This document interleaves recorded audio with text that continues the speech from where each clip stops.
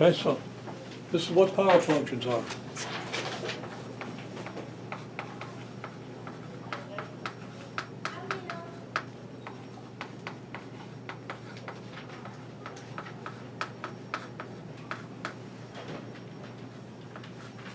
Exponential functions like y equals b to the x.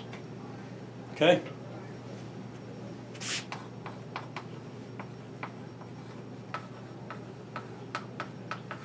Among the basic functions, what are the power functions? Somebody give me one of them. What number would I put in for p to get one of the basic power functions? 2.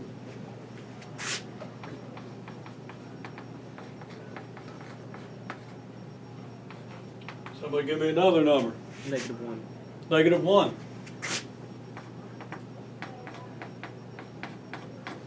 Is your y equals 1 over x, because p to the -1 is 1 over, x to the -1 is 1 over x, right? Okay, another one. 3. 2? 3. 3? Did you say 3? Yeah.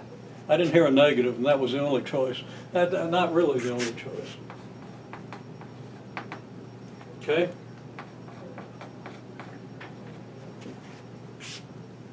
Another one. 1/2. Okay, x to the 1/2. Now I'm going to put that over here for a reason.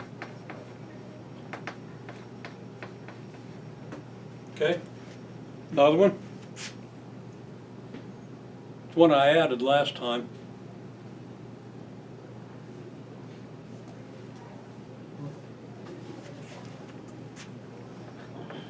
This is now part of what you need to be able to do. And of course, it's really easy. And people seem to have done it on the homework. Okay? And there's one more. 1. Yeah, that's kind of, yeah, okay.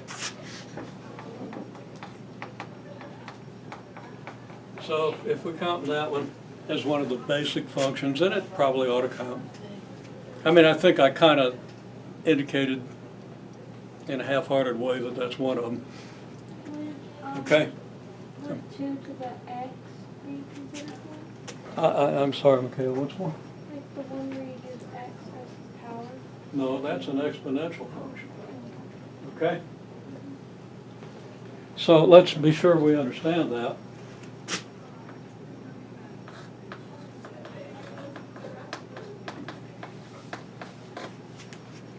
Okay, y equals 2 to the x. That's an exponential function, it's not a power function. Because, of course, x is in the wrong place. Okay? But it kind of looks like it ought to be, and it's an easy thing to confuse. So we want to make sure we don't. Some people are making mistakes with that and confusing that with x squared when they make their tables. Okay? And you really can't be doing that, because we're starting to study exponential logarithmic functions. Okay, well, anybody want to tell me what the last one of the basic functions is? Is it 0? Is it 0? No, no. That's a kind of an important function. It's a constant function. It's always equal to 1, right? So it could be included, but I'm not even talking about it. -3.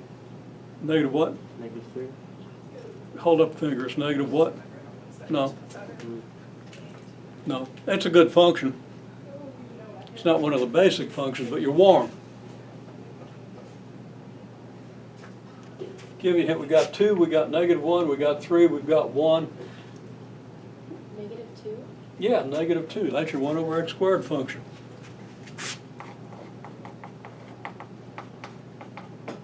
And naturally, to answer these questions, you need to be very familiar with what the basic functions are. These are your toolkit functions. These are the functions almost everything is built from in mathematics at this level.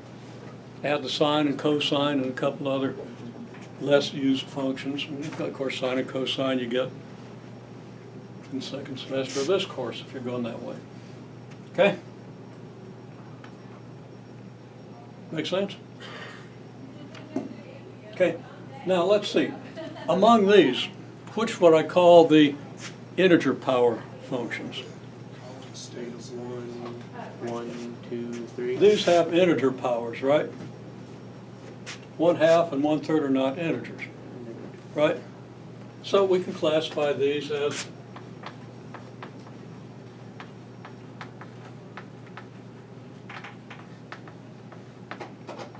integer power functions here.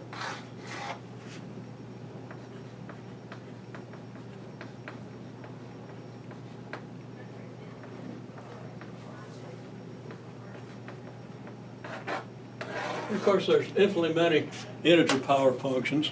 They don't stop, at 3. You go to 4, 5, 6, or -3 if you're -4, -5. But if you understand the pattern of the graphs of these and understand how they behave, then you can pretty well conjecture how the higher powers or the greater negative powers would behave. And you can pretty well see these. Now, how do you graph these by making a table, right? Standard values, restricting yourself to the values at which you can evaluate these things, but you can evaluate these guys at any x, at any of the standard values, -2, -1, -1/2, 0, 1/2, 1, and 2. Okay, here, you can't evaluate them at most of those values. At 1, yes. At 0, yes. Okay. At -1, well, not even defined for this one, but yeah, if it's defined. Okay. And other than that, you can't evaluate them. You punch them into your calculator, but that's not legal. If you're solving an equation, you can give me a calculator approximation after you give me the exact solution, right? But that's about the only place a calculator comes into this course at this point. Or if you're doing, of course, if you're solving a logarithmic or exponential equation, you do need to go to the calculator to get a reasonable numerical result, okay? Although you can estimate them from a graph after you do the exact solution, and y'all did real well with that, incidentally, in the homework, those that I got. Then, sure. If you want to see what the numbers are, sometimes you got no recourse but the calculator, right? Okay? You can't do natural logs in your head. Okay? I can sort of do them in my head, but that's long experience. And, maybe a deeper level of understanding. Okay. Still not easy. So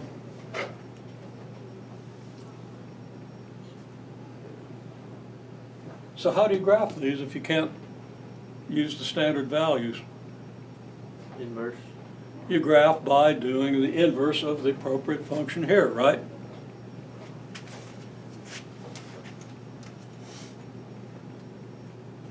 These are to be graphed as inverse functions.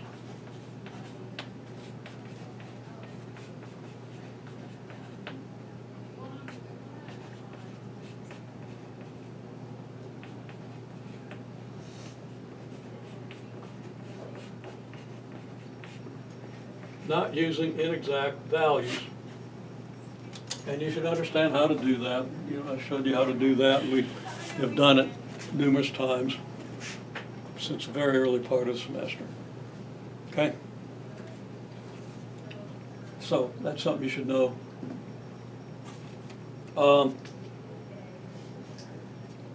Okay, now what other basic functions are there?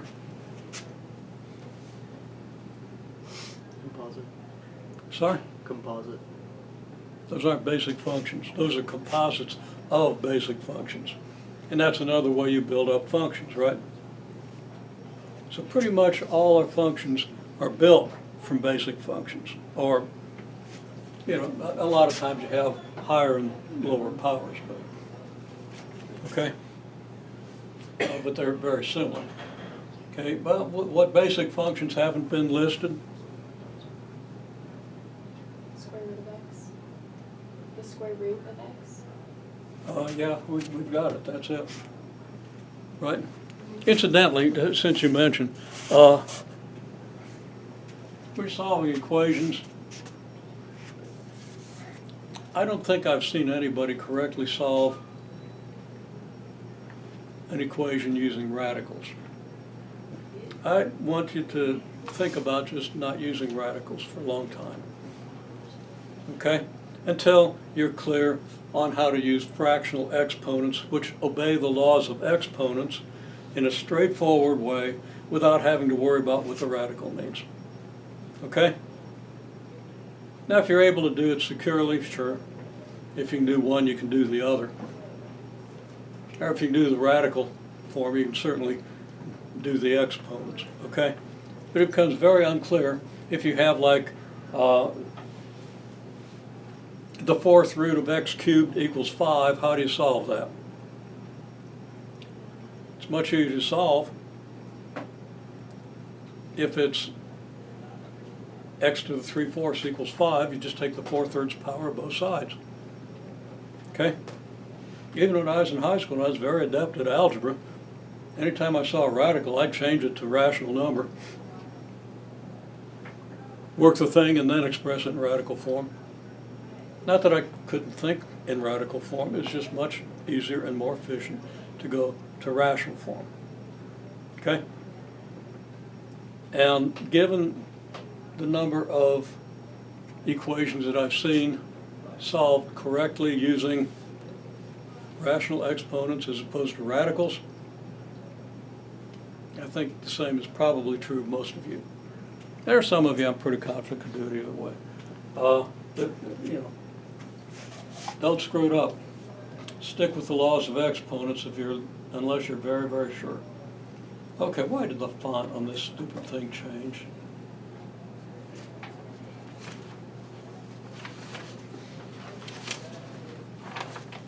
HTML editors take perfectly good HTML and screw it up. So I can write these things in HTML, and all of a sudden there are font changes that have nothing to do with what I wrote. Kind of irritating, but hopefully my eyes can handle it, yours should. Okay. So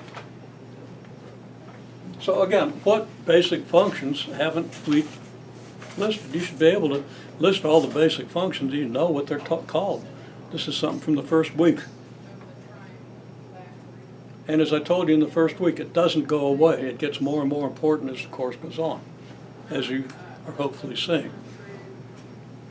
Well, okay. 2 to the x is one of them.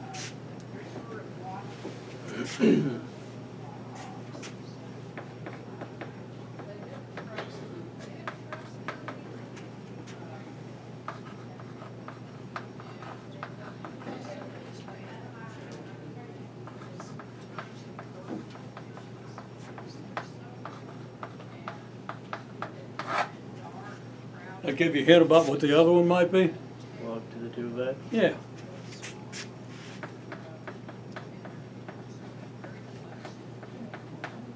These are inverses, as you should know, and should have constructed graphs dozens and dozens of times by now.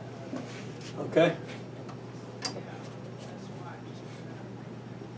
That's your scheme of the basic functions, and with that scheme, you see what you would need to do with the first problem, which is instead of saying make standard tables and standard graphs of all the basic functions, I give you a hint. On the first problem, I say the integer power basic functions, reducing the number from, what do we got, 9 to 5, right? Instead of all 9, I'm only asking for these 5 on that problem.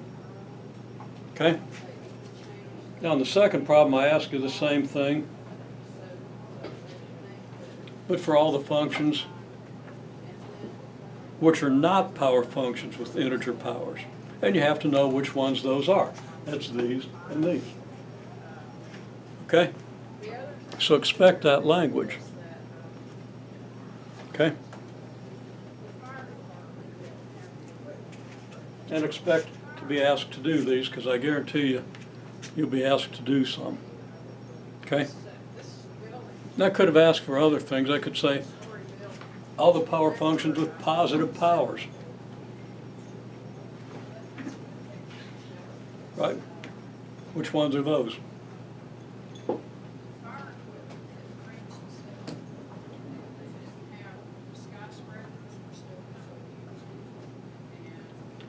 Well, how many power functions are there in the basic set?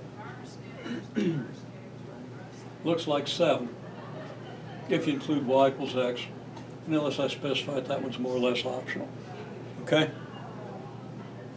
Now, how many of them have positive powers? The ones that don't have negative powers, right? That'd be, it would not include this one or this one.